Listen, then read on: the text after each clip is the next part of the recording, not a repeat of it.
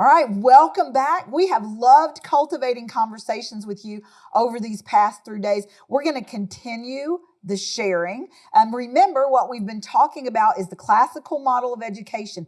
We have gathered and put in our holsters lots of tools of the classical model, the art of grammar, the art of dialectic. Today, we're going to talk about the art of rhetoric. We've learned a lot about cultivating conversations as we've learned more about teaching reading more intentionally for more years. We've explored the concepts of elementary reading and inspectional reading, and today we're going to talk about analytical reading and syntopical reading. We have enjoyed finding out what classical education is all about. We've challenged ourselves to examine the demands that Christian education should make on us as educators and on families. And today we're going to talk about community. We've built a lovely community here together, one that's been a blessing to us all. And so right now, I want us to consider the truth that cultivating a conversation is really a community pursuit. It's a community pursuit when we practice living out our faith incarnate, putting into practice the Christian virtues that make living in community even possible, that make living in community productive, that allow living in community to be praiseworthy. We really believe that community is also an integral part of our educational pursuit and offers us some huge benefits. We believe that accountability of community both sharpens and humbles its members. I want you to think about that. Think about the communities in which you participate. We believe that the accountability of community will sharpen us and humble us. Two big benefits of community are the support we get from one another, but the accountability that we hold one another to.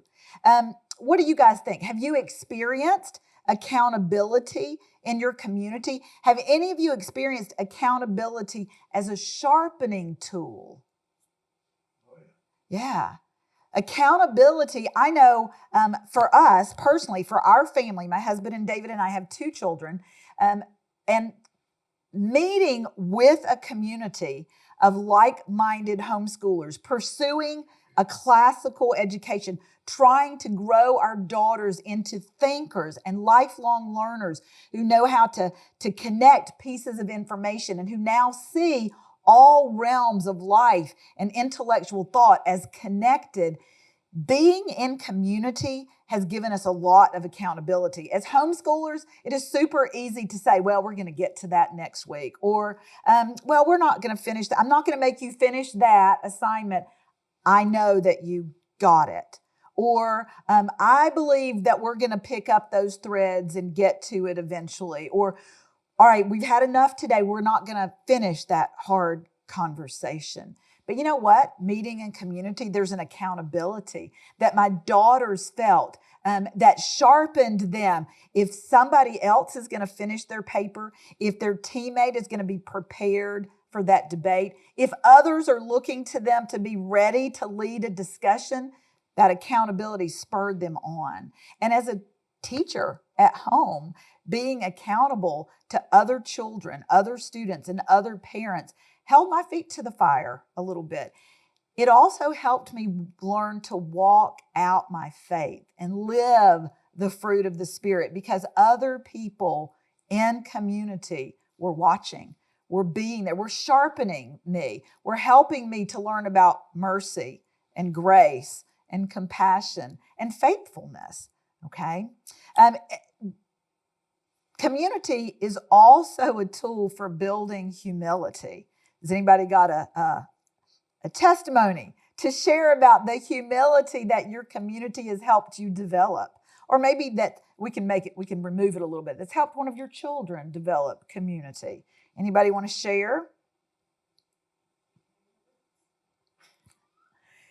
It's humbling to realize that we don't always have all the answers. It's humbling to stand outside ourselves and watch ourselves react in a way that's not the best. It is humbling to realize that we need to be able to put ourselves in another's position instead of making a snap judgment, that we need to walk a mile in another's shoes or love our neighbor and practice the gift of mercy. We do believe that community and accountability can be a tool for sharpening us and for building humility. We also believe that community and the support of a community enhances our ability to fulfill our parental duties. When we band together, we hold to a higher standard. I know that lots of times my girls wanted to say, we're the only ones who don't get to fill in the blank, see an R-rated movie, have a cell phone at 10, stay up till 11 o'clock, okay? It helped me to hold the line, to have a like-minded community. It also helped me to have other adults who loved my girls and had their best interests at heart. It helped me to have families around me, parents around me who could hold up my arms when I was tired of holding to the path, and they could help me make it through the hard times. It's great to have community to help us build support. Christian community is unique because it gives us the opportunity to practice and live out our faith, displaying the fruit of the Spirit. That's one of the reasons that I love community. It allows us fertile ground to practice love, joy, peace, patience, goodness, gentleness, kindness, self-control. We learn to live in community successfully and happily and in Christ likeness when we can practice the fruits of the Spirit together. Community is a gift. I guess that's what I want y'all to realize. And I feel like you do. Community is a gift. It is a blessing from the Lord. And we need to offer thanks for the community that God has placed us into. I want you to look around you where you are. These people have become a community for you over these last days. I want you to think about your educational community. I want you to think about your neighborhood community. Think about your community of faith and realize that community is a blessing from the Lord. Here's a prayer. I encourage you to go home and look this up in your Bible. 1 Thessalonians chapter 1, verses 2 and 3 is a way for us to pray blessing over our community. We always thank God for all of you, mentioning you in our prayers. We continually remember before our God and Father your work produced by faith, your labor prompted by love, and your endurance inspired by hope in our Lord Jesus Christ. Maybe take a minute and pray over your community right now.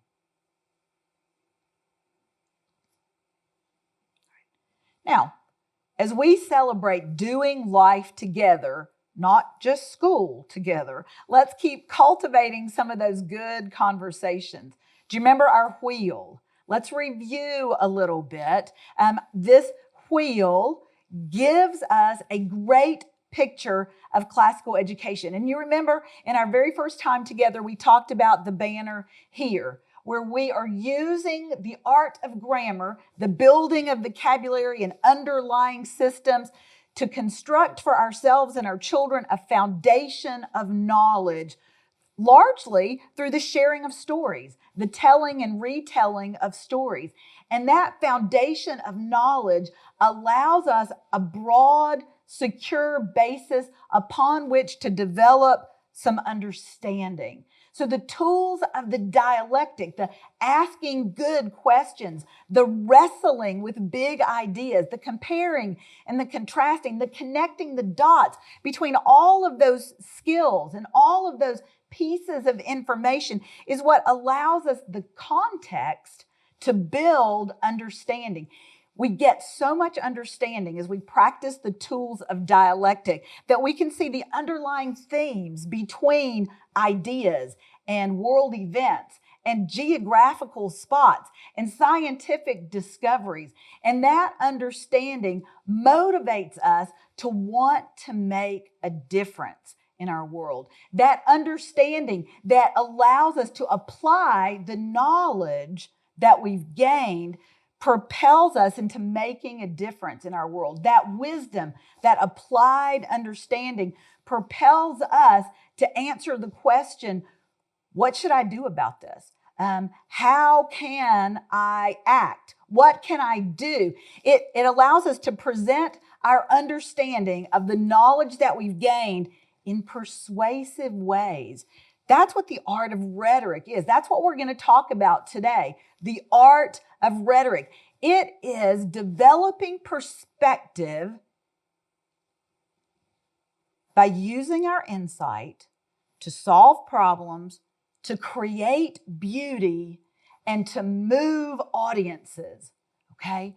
Now, you might wonder, what does celebration have to do with that? Okay? If you have ever used what you know and have come to understand to create something that solves a problem or moves an audience or gives voice to your passion, then you know what celebration has to do with it. That is a big woohoo when you have the tools to do what you want to do, to share what you're passionate about. You are moved to celebration. And then what's the next movement? It's on to doxology. That leads you to praise God from whom all blessings flow. Now, today, we're clearly going to talk about the art of rhetoric. And I want to ask you, who is it that's most ready to run with this new way of thinking? Let's look at this diagram. Art of rhetoric across the bottom.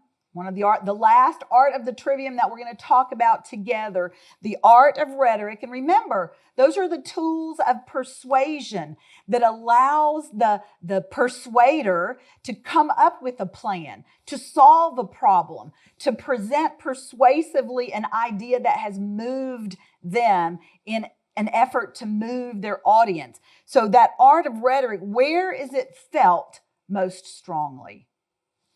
Yes, by those young adults, those poetic stage students, okay? These are the students who have become aware that they believe passionately in something, that they have what it takes to change their world, to make a difference. That's their desire. It's bubbling up in them.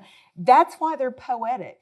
Because they want to move people. They want their passion to come out and be persuasive to somebody else. It deeply resonates with them. And that's why it's the darkest there. We're not saying that young adults practice only the art of rhetoric. There's still lots of grammar that young adults have to add in. There are lots of things they're still learning about. So they practice the art of grammar, that building of vocabulary and that underlying structure, especially of a new subject. And those poetic stage students continue to work on the art of dialectic. They're still putting the pieces together.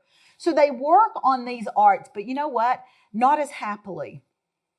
Not as happily, because that's not what's moving them right now. Developmentally, they're past it, although intellectually they still need those arts. So we still lead them to practice those arts, but we know that to fully capture their heart, to fully capture their passion, we need to give them the skills to do what they're moved to do, share persuasively. So the art of rhetoric is all about teaching our students how to present, how to communicate powerfully and effectively. So we're going to discuss a little bit what our poetic students are like. What are they like? You tell me. Something else. Okay, they want to do a lot of the talking. Yes. Whereas your littlest learners like to ask you questions and wait for your answers. And your dialectic art pursuing students like it to be a dialogue. They like to have your poetic stage students, they want to do some of the presenting. They want you to be in listen only mode sometimes because they are practicing. They've got all these ideas bubbling out, and they want you to be still and listen and be persuaded. They're sharpening their persuasive skills on you, and they need you to be quiet so that they can keep practicing, keep honing, keep sharpening them. All right? They want to become persuasive communicators, yes. But how do we guide them to become persuasive communicators, but also good listeners and also perceivers of the truth? Because what if we raise up a generation who knows how to speak persuasively, but there's no meat to what they're persuading others of?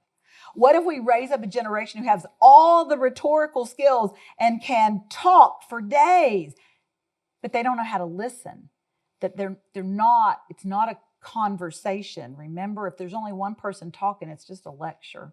It's not a conversation. We want to lead our students to learn as they're able. So what can they do? They are able to construct arguments. They are able to put themselves outside of themselves, though. When your students get to the poetic stage, they are able to see somebody else's point of view. This is most clearly seen for me with Challenge B. The difference between Challenge B debate students and upper challenge debate students illustrates this point. Challenge B students are great at research. They have connected all of the dots. They come in to a debate with their arguments fully fleshed out, and they are so enthusiastic about it. And they stand up and they present their side, and they let the other side have all of their good points. And you as the moderator may be sitting there thinking, well, that's really good, but you are leaving wide holes in your argument. I see, you don't see, but I bet the other team does. And so then the other team stands up and they let go with their presentation. And you think, wait, you're not addressing any of the things that your opponents said. You're giving me some great ideas, but did you not hear what they said? And the answer is actually no. They weren't listening. They are good at talking and at putting an argument together. They're not so great at listening. The other thing I used to notice about Challenge B debate students is they would come out no holds barred. They would let the other team have it. These are their friends that they eat lunch with, that they've talked to for 10 years every week in community, but they're not taking any prisoners. They just give it to them. There's no compassion involved in Challenge B debating. Our upper challenge students, our poetic stage students, know how to step back and put themselves in the other's place. They have learned that the essence of successfully persuading someone to your point of view is to get them to listen to you. And in order to get your opponent to listen to you, you have to be willing to listen to them. The key that poetic students find is that they have to go back to the last point of commonality, the last point of agreement, where we were able to talk to each other and then move ahead, giving persuasive arguments, because then they know that their opponent is really listening. They are more interested in changing someone's mind than they are in being right. That's the difference with the poetic students. So that's how we're able to lead them, to help them learn. We give them tools that will help them become thoughtful persuaders. All right. And we want to mold them as they ought to become. We want them to be good listeners. We want them to be perceivers of truth. And so we need to talk to them about the gray areas of life. We need to be open and honest and persuasive in the presentations that we make about what is truth. But we need to allow them to ask the hard questions and to push back.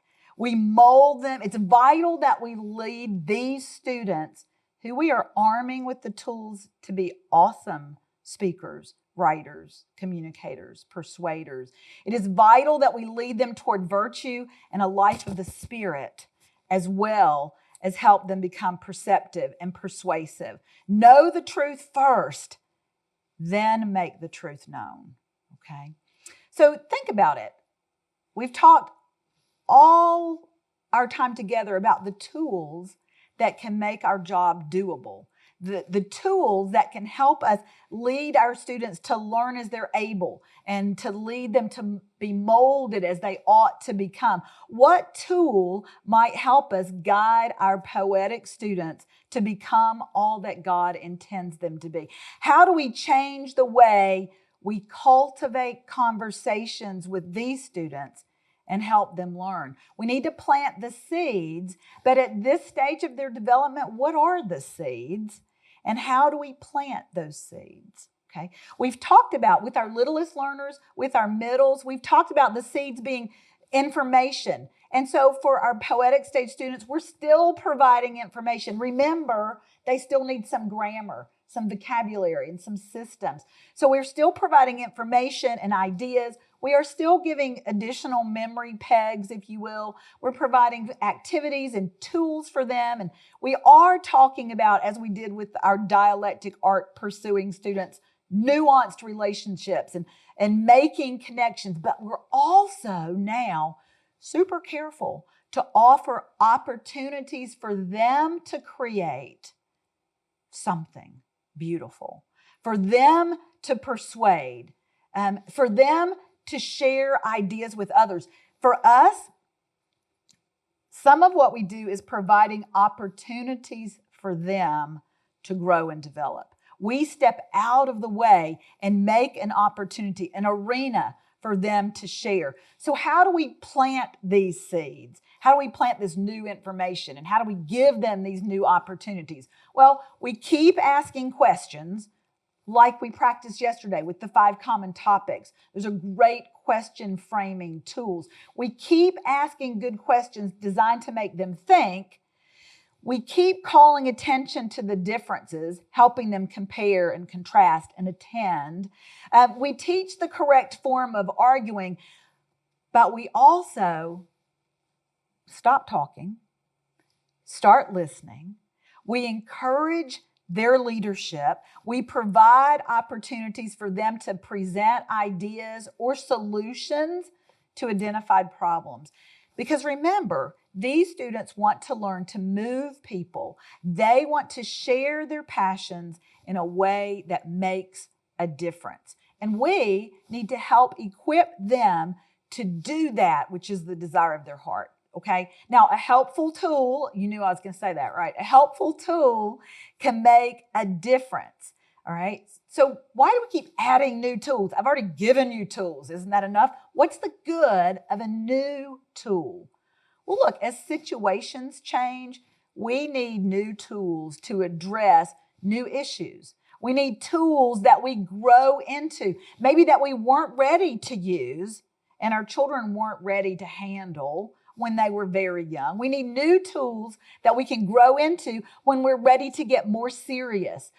We need more sophisticated tools. We need some getting down to business tools, the kind of tools that propel us deeper into that process of growing and producing a crop. So here are some tools that you could use with your poetic students. Here are the tools that will help you plant with your older adolescents. The 5 canons of rhetoric: invention, arrangement, elocution, memory, and delivery. These canons can help us get started with good communication, be it written communication or spoken communication. All communication begins with good thinking. And these canons can help us get started and move us along with our written and spoken communication of all types. So our CC challenge students work with these 5 canons of rhetoric as they work through writing in the Lost Tools of Writing program. But I want us to look today at how these canons, especially the first 3, invention, arrangement, and elocution, help us meet the challenges of clear thinking. Okay, how they help us think about writing ourselves, but also, we've been talking about reading. I want you to see how these first 3 canons can help us think about reading. All right, maybe you've never thought about this before, but invention helps us ask questions to get started. That's what invention does. Help us ask questions that will get us started. The 5 common topics of invention. Okay, do you hear what I said? The 5 common topics of invention. So you already know the subtypes of invention. The 5 common topics: definition, comparison, circumstance, relationship, testimony. Those are the ways you get started thinking about a topic. Those are the ways, those 5 common topics of invention will help you ask good questions that will propel you and your student forward, allowing you to focus your thinking and arrive at your subject. So in writing, that helps you and your student think, what do I want to write about? What do I want to say about this topic? But also, what is this writer saying to me? What are the big ideas this writer is trying to communicate? All right. Now, arrangement helps you sort your thinking into a form that a reader can easily follow, or a listener can easily follow. Arrangement allows you to decide what your reader needs to know, and in what order. All right. If you're a reader, as you read, you might ask yourself, why did the author arrange the story or the poem or the chapters of a book in this way? How does the arrangement influence how I see the events or how I feel about them? Arrangement can make a difference. Elocution helps you choose the very best words and illustrations for your specific audience. It makes a difference to whom you're speaking. And the illustrations that you choose, even the words that you choose, are meant for a specific audience.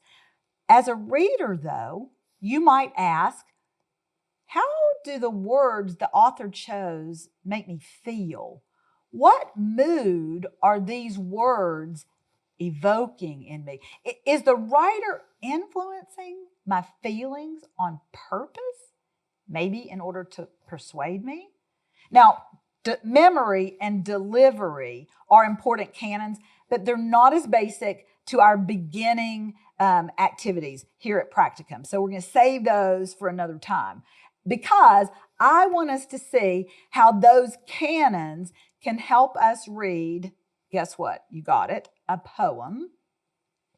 We are going to practice with the canons of rhetoric with a poem from Old World Echoes. All right. This is a poem called Osmandius of Egypt. It is written by Shelley. And so we're going to read that together in just a second. It's on the next slide. So we're going to read that poem together.